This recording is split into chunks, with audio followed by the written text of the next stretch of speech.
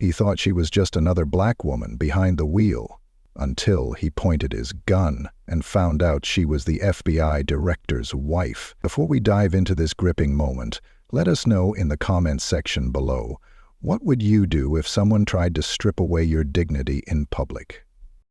License and registration. His voice was sharp, mechanical, like someone who had said the same 5 words 1,000 times, but never with this much edge. Rosalyn Hathaway didn't flinch. Her fingers were already on the center console, calm, composed, deliberate, like she'd rehearsed this moment in her mind for years. Inside the sleek black Mercedes, the silence was a weapon. Her hands moved slowly, her breathing steady, her gaze locked ahead. She didn't look at him, yet. Not because she was afraid, but because she knew exactly what would happen if she moved too fast, said too much, or looked too long. He tapped on the window again, harder this time. His other hand now rested on the edge of his holster. The quiet hum of the luxury car was the only thing that dared break the tension. Rosalyn rolled down the window just enough. Just enough to obey. Just enough to survive. "I asked for your license and registration," the officer repeated, leaning down now. His face was pale, lips tight, eyes scanning her like a threat was hidden beneath her skin. He was young, early 30s maybe, but the badge on his chest had turned him into someone else entirely, someone hungry for control. Rosalyn finally turned to him. Her eyes, dark, unbothered, precise, met his with the quiet force of a woman who'd lived through storms much worse than this. "It's in my glove box. I'm going to reach for it slowly now. You'll see both of my hands." She said it not for permission, but for protection. He didn't speak, just nodded, tight-lipped. She reached, slowly, deliberately. First the glove box, then the wallet, then the registration. It wasn't fear that made her careful. It was experience. She handed him everything without trembling, without breaking eye contact. The officer took the documents and studied them for an uncomfortably long time, his tongue pressing against the inside of his cheek. "Rosalyn Hathaway," he said, voice thick with something that wasn't just suspicion, it was discomfort. "You live in Fairbridge?" "I do," she answered simply. "You own this vehicle?" "I do." He nodded again, glancing down at the address, then back at her face, then back at the name. "You know," he said, stepping back a little, "you're a long way from where most people like you usually end up." She didn't answer. She didn't have to. That sentence said everything about him and nothing about her. He walked back to his patrol car, documents in hand. Rosalyn exhaled slowly, the kind of breath you release only when your body forgets it's allowed to breathe. Inside her purse, her phone was already recording, tucked face down, voice memo on. Just in case. She adjusted the mirror, not to fix her hair, which was tied in a neat low bun, but to get a clearer view of his vehicle behind her. The light still flashed, the silence still loomed. Then something changed. He stepped back out of the patrol car, this time with something more dangerous than his flashlight. His posture. This time it was different. His stance was rigid, defensive, like he was preparing for something he couldn't name. His right hand hovered again near his side. Rosalyn saw it, registered it, and said nothing. She knew what came next, not because she was a psychic, but because she had lived it, seen the way they escalated, the way suspicion turned into hostility, and hostility into danger. This was always how it started. He approached again, more aggressively now. "I'm gonna need you to step out of the vehicle." The air inside the car felt thinner now. "May I ask why, officer?" Rosalyn said, her voice still calm, still even. "You were speeding, and there's a discrepancy with your license plate number." Rosalyn frowned, the first real sign of emotion breaking through her armor. "That's not possible. Ma'am, step out of the vehicle." There it was, the shift, the threat, the thing behind the words. She saw it now, more clearly than ever. This wasn't about traffic. It was about power. Her door clicked open slowly. She placed both hands visibly outside before unbuckling her seatbelt and rising from the car. That's when she saw it. His hand was already on his gun. Her spine went stiff, her shoulders squared. She stood up tall, proud, not flinching, not folding. "Are you drawing your weapon on me?" she asked. He didn't answer, just stared. A car slowed on the other side of the road. A jogger paused near the corner, pulling out a phone. "Put your hands where I can see them," the officer barked. Her voice didn't rise. It didn't need to. "You can already see them." The silence that followed was louder than any siren. Then another voice echoed down the street. "Ethan." The cop turned quickly. It was another officer, older, stockier, wearing stripes. Sergeant stripes. He walked with a pace that said, "Too late," and "not again," all at once. "Ethan," the sergeant repeated, more firmly this time. "What are you doing?" She was being evasive. I thought she was complying. The younger cop looked rattled now, not from Rosalyn, but from the sudden realization that this was not going to end the way he wanted it to. The sergeant walked toward them, eyes flicking to Rosalyn's calm figure. "Ma'am, I'm Sergeant Nelson. I apologize for this stop. There's been a mistake." Rosalyn said nothing. She didn't need to. She simply looked at the sergeant and said, "You need to look at the name on that license." He did, and his eyes widened. Then he looked at her again, this time with recognition, not because she was famous, but because of who she was married to. The sergeant stepped back slightly. "Director Hathaway's wife," he muttered, almost to himself. "God help us." The younger cop paled. The sergeant looked him dead in the eye. "Turn off your body cam." "But..." "Turn it off now." Rosalyn's phone was still recording. She didn't flinch, didn't move. This was just the beginning. And she knew it, because today wasn't just about surviving. Today was about being seen.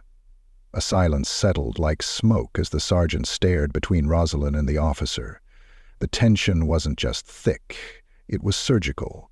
Everyone could feel it, but only one person had the power to cut it open. Sergeant Nelson finally turned toward the younger cop. "Officer Langston, return to your vehicle." Langston hesitated, his jaw clenched. His eyes darted from Rosalyn to the sergeant like a child trying to figure out if he was still in control of the room. He wasn't. "That's a direct order," Nelson added, louder now, his voice sharp like the crack of a gavel. Langston's boots thudded against the pavement as he turned, slow and bitter, walking back toward his cruiser. The tension followed him like a shadow, dragging behind him with every step. Rosalyn remained still, both feet planted, hands calmly at her sides. Her spine didn't waver, her breath didn't stutter. But her eyes, they were studying Nelson, calculating, assessing. "Mrs. Hathaway," he began carefully, the name tasting different now, "I sincerely apologize for—" "Don't," she interrupted. Her voice was quiet but surgical. "Don't apologize for him.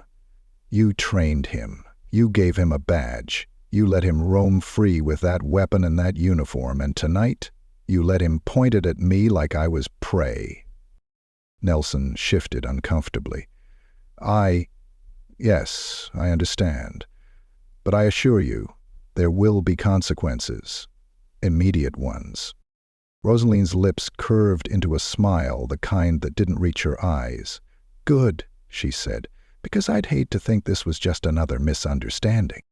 2 more cars pulled up now, slowly at first, then with more urgency as word traveled through the radio channels. Flashing lights filled the street like electric veins. Neighbors began to emerge. Doors creaked open, porch lights flicked on. Cell phones were raised like lighters at a concert. The show was beginning, and everyone wanted front row seats. Rosalyn walked back to her car without being told. She sat down, closed the door gently, and then hit stop on her phone's voice memo. She saved the file, emailed it to herself, and to 2 other addresses she knew by heart, one belonging to her husband, the other to the DOJ. Outside, Sergeant Nelson was pacing now, phone to his ear. His voice was muffled, but his hands told the story, clenched, released, clenched again. Langston sat inside his patrol car like a kid waiting to be called to the principal's office, eyes glazed, face pale. Rosalyn's phone lit up. A call from a name only a few people would ever recognize. Director Marcus Hathaway. She answered without emotion. "Yes. Are you okay?" His voice was taut, tight, barely held together. "And fine. Rosalyn, talk to me." She paused, looked out the windshield at the 2 squad cars, the gathering crowd, the shame-stricken sergeant. "He pulled a gun on me, Marcus." The line went silent. "I recorded the whole thing," she added. "Send it to the office," he said, his voice now a mix of rage and resolve. "You don't need to stay there. We'll handle it." "No," she replied. "I'll stay until he's off the street." Marcus exhaled. Not relief, not frustration, just weariness. The kind that comes from knowing the woman you love refuses to back down, even when she has every right to. "I love you," he said. "I know," she replied, and hung up. A beat later, her car door opened. Sergeant Nelson stood there again, hat in hand. "Langston's being relieved of duty, right now. We've contacted Internal Affairs. He's been ordered to surrender his firearm and badge, effective immediately." Rosalyn looked at him. "And what happens after tonight? After the cameras go away and the outrage dies down, what happens the next time he pulls someone else over? Someone without a badge in the family?" Nelson blinked, caught in the weight of the question. "I don't know," he said honestly, "but I do know this. You just changed the course of his career, and probably a few others." "That's not why I did it," she replied. "I don't care about his career. I care about the next woman." More flashing lights arrived now, this time unmarked.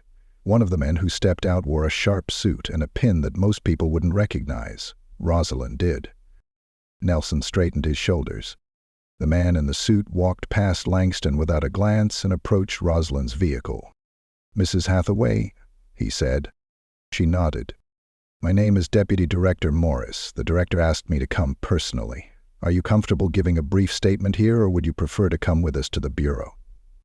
Rosalyn opened the door, stepped out slowly, gracefully, as if every movement was its own performance. "I'll give it here, for now." A small circle formed. Nelson, Morris, a few officers standing back with uncertain expressions. Langston, still seated in his cruiser, staring straight ahead, as if refusing to acknowledge that his life had just taken a turn no one had warned him about in training. "I was pulled over," Rosalyn began, her voice firm but even. "I cooperated. Fully. The officer escalated. He drew his weapon. At no point did I raise my voice or move in a threatening manner. I asked questions calmly. I complied. I was recorded, and I recorded him. The recording has already been sent to 3 secure locations. My husband is aware, and I will not be intimidated." Morris nodded slowly, his expression unreadable. "We'll be taking Langston in tonight," he said. Nelson cleared his throat. "For what charges?" "That depends," Morris said, now turning toward him with a cool stare. "But the preliminary report includes misconduct, reckless endangerment, unlawful use of force, and violation of civil rights." The crowd murmured. Someone gasped. Another person clapped. One of the neighbors, a teenager, whispered, "Yo, she's married to the director?" Rosalyn caught it, but didn't read. This wasn't about being anyone's wife. This was about being someone. A woman who would not shrink, would not be silenced. Sir John Nelson nodded again. "Understood. He'll be disarmed now." They walked toward the patrol car. Langston saw them and stiffened. "No," he muttered. No, you don't understand. I thought she was... Nelson didn't let him finish. Out of the vehicle, now. It was fast, brutal in its quietness. Langston was disarmed, his badge taken. He didn't cry, didn't scream, but the look on his face was enough. The realization, the unraveling. Rosalyn watched from a distance, unmoved, not because she didn't feel, but because she had to. A woman who survives a weapon in her face doesn't always get the luxury of feeling in public. Morris returned to her side. We'd like to offer you a ride home, or escort you back if you'd prefer to drive. Rosalyn opened her door. Oh, drive. The engine purred to life, her hands were steady on the wheel. As she pulled away, the street returned to its stillness. But nothing was the same. She didn't just survive the stop. She dismantled it. With her words, her presence, her poise. And somewhere deep inside, the city itself had felt it. A shift. And maybe, just maybe, the beginning of a storm worth weathering. It started before the sun came up. By the time Rosalyn poured her second cup of coffee, her name was already trending. The first clip hit Twitter at 5:42 a.m., shaky footage from a neighbor's porch, capturing Officer Langston with his hand hovering near his holster, Rosalyn standing tall and calm beside her Mercedes. The second clip surfaced 20 minutes later. Better angle, clearer audio. You could hear the words now. Are you drawing your weapon on me? Then, silence. Then the name, Rosalyn Hathaway, the wife of Marcus Hathaway, director of the FBI. And just like that, the story exploded. Cable news picked it up by 6:15. Local anchors scrambled to get a hold of the footage. By 7 a.m., every major outlet had run the headline in one form or another. Wife of FBI Director Harris at gunpoint by suburban cop. Racial profiling hits home. FBI Director's wife targeted in Brentwood. Rosalyn Hathaway's grace under fire shakes the nation. Rosalyn sat at the marble island in her kitchen, robe wrapped tight around her body, phone buzzing non-stop. She didn't touch it. She just stared at the muted TV screen, watching images of herself replay on loop, like some political ad she never asked for. Marcus entered the room, tie half knotted, his brow tight with something between fury and worry. He looked at her for a moment before speaking. You okay? She gave a small nod. Are you? He exhaled through his nose, poured himself coffee and sat beside her. They're turning this into a referendum on policing overnight. She glanced at him. Isn't it? I mean strategically, politically. There's going to be blowback, not a strategy. No, he said softly. You're reckoning. She turned the volume up a notch. A newscaster was mid-sentence, her tone heavy with disbelief. And sources say Officer Langston has been suspended without pay pending investigation. Brentwood PD has not released a public statement, but protests are already forming outside the precinct. The footage cut to a small but growing crowd in front of the station. Cardboard signs, bullhorns, chants building in rhythm. Marcus rubbed his temples. They want me to make a statement. Rosalyn raised an eyebrow. As director or as my husband? They want both. She leaned back in her chair, thinking, what do you want? He didn't answer right away. Then, I want you to feel safe again. She looked away. That's not something you can give me. He reached for her hand. She let him hold it. Across the room, her phone buzzed again, and again, and again. Texts, emails, press requests. She ignored them all, until a name appeared that made her pause. Naomi Carter, Channel 7. She opened the message. It was brief. Rosalyn, I know you don't owe the world anything right now, but if you choose to speak, I'll make sure your voice isn't distorted. We go back. You know I'll handle it right. Rosalyn set the phone down slowly. Marcus noticed. What's that? Naomi. She wants the exclusive. You thinking about doing it? Rosalyn didn't answer. Her eyes stayed on the screen. The footage played again. Her voice rang out again. "Are you drawing your weapon on me?" She whispered it to herself this time, like an echo trapped between memory and now. Across the city, the mayor's office scrambled to release a statement. The governor tweeted about accountability and law enforcement. Talk show hosts debated her composure, her dignity, her power. But they didn't know the whole story. "Frida," Rosalie said, having little to no help now. She got 2 messages from her niece in college, crying after being followed by campus security just for walking back from the library at night.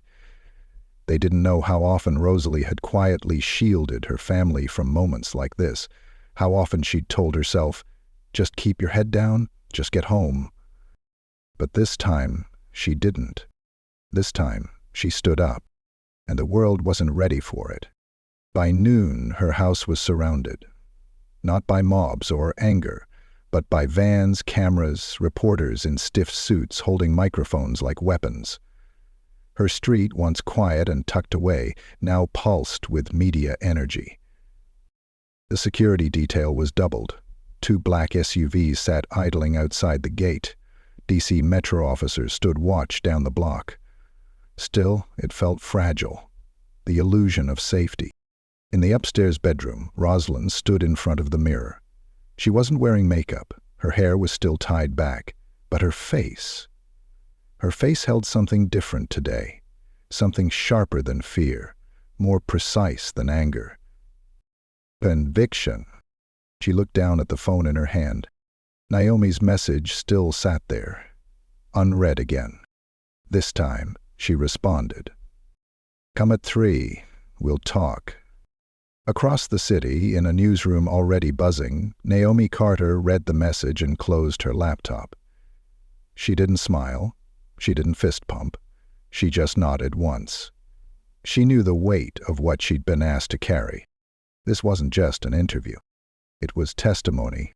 3 hours later, the living room had been rearranged, cameras set, lights softened, no makeup crew, no staging. Rosalyn insisted on authenticity. She wore a dark green blouse, simple earrings, no notes, just herself. Naomi sat opposite her, hands folded, voice lowered. "Ready?" Rosalyn nodded once. The camera's red light blinked on. Naomi began. "Rosalyn Hathaway, thank you for sitting down with us today. I want to start by asking not what happened last night, but how you felt when it happened." There was a pause. Rosalyn breathed in through her nose, then out through her mouth. "Like I'd been preparing for that moment my whole life." Naomi blinked. "What do you mean?"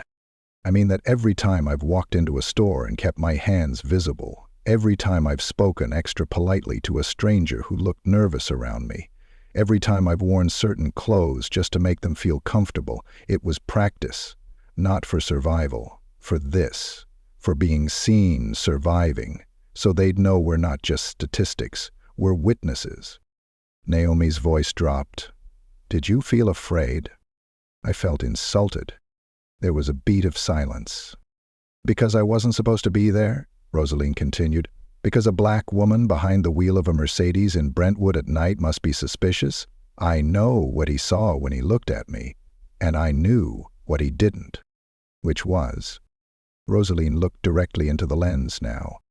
That I wasn't just the wife of someone powerful, I was a person whose presence is powerful. And that scared him more than anything. The room was still. Outside, the crowd had doubled. Inside, the truth landed like thunder. And the storm was just beginning. The footage from Rosalyn's interview aired that night in full.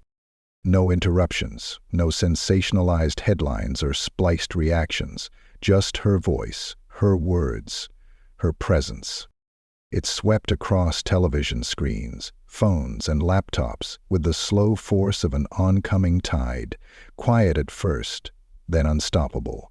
Clips circulated on social media, her calm defiance shared like gospel. Viewers didn't just watch it, they felt it. People posted not just about what she said, but how she said it, with clarity, with grief, with authority. By morning, the narrative had shifted. It wasn't just about a cop, or a gun, or even the wife of a high-ranking official. It was about what it meant to be black and visible and unafraid in a system built to make you feel invisible and afraid.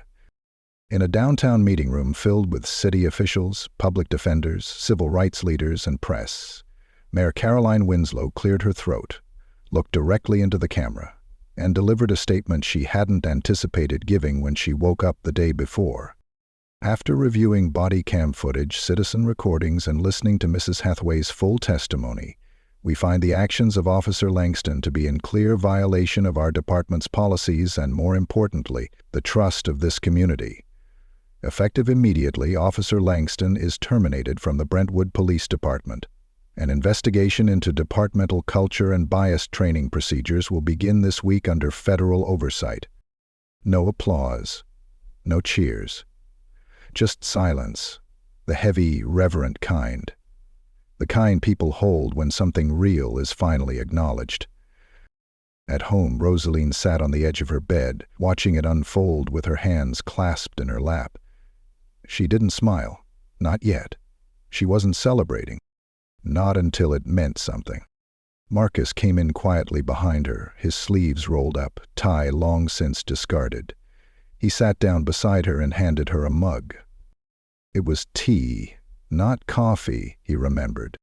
They did it, he said softly. They said it, she corrected. Now let's see what they do. He nodded. She leaned into him just a little. Across the city, an unexpected guest knocked on the Hathaway home's front door. Marcus opened it himself. A woman stood there, mid-40s, tan trench coat, leather satchel, nervous smile. Mr. Hathaway, I'm sorry to bother you. My name is Tamika Wells. I work as a public school teacher in Anacostia. I wasn't sure where else to go. He studied her face. There was something familiar in the way she held herself, tight, formal, like she was trying not to crumble.